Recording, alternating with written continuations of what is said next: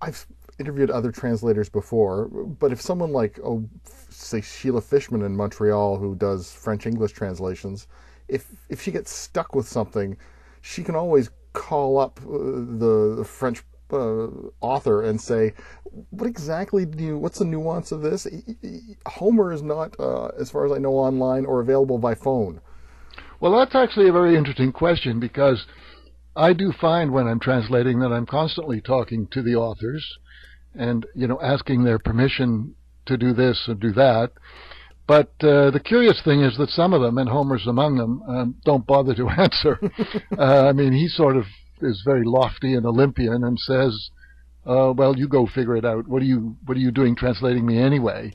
Whereas others, I mean, I've translated a lot of Aristophanes, and he's much more agreeable. His reply is always, well, if it works on the stage and it's funny, then go with it.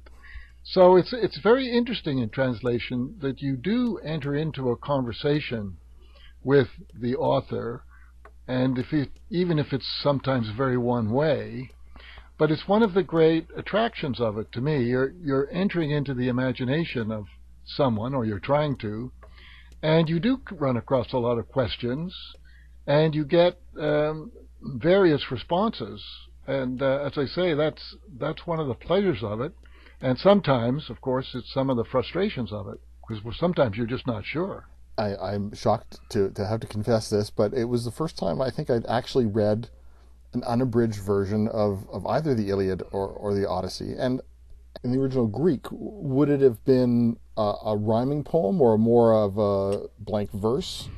I don't think we actually know much about how it would have sounded. There have been attempts, except we know for sure it would have sounded very strange to us.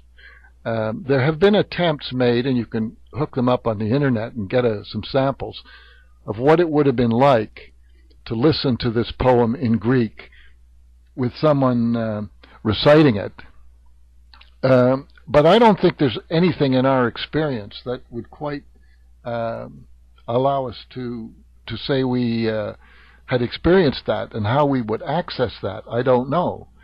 So you have to make the decision, I think, that, okay, I'm writing, this translation is for somebody who's reading it. Is it difficult to find that balance between, am I keeping the poetry and I'm making it clear? That may be in part a reaction to a youth of reading translations of classics in school, which were hopelessly difficult and unnecessarily difficult in English.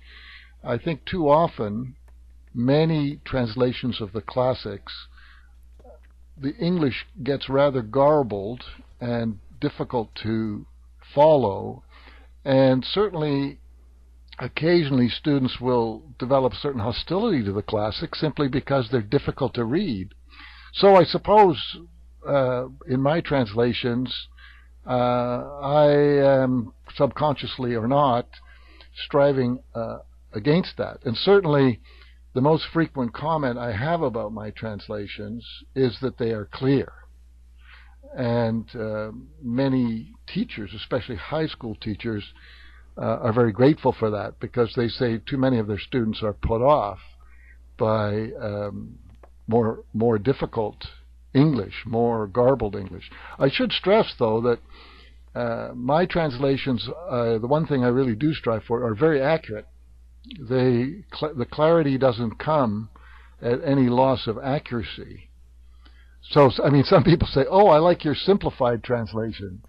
And I always cringe a bit at that adjective, because they're not simplified in the sense of dumbing down Homer. You've done Homer, you've done Sophocles, you've done Aristophanes. Is there somebody that it's just a joy to translate because they're easy, they're fun, somehow you can just get into how their head worked? Oh, I think for me, Aristophanes is the great favorite, possibly because I used to write satirical musical dramas, and I really like how his imagination works, and the tremendous range that he has from being very serious and very moral to being just totally obscene, and then all sorts of very crude comic business, and then you get great lyric moments, and underlying it all is this great moral seriousness.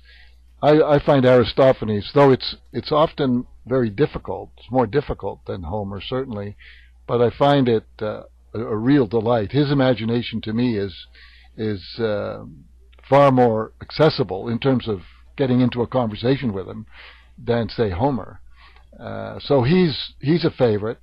And then I've translated some German. I like Nietzsche because Nietzsche's a real challenge, because his tone is always changing, and you've got to figure out whether he's being funny or serious or sarcastic or what. How am I supposed to interpret this statement? Because he's not going to help you figure out exactly what he means.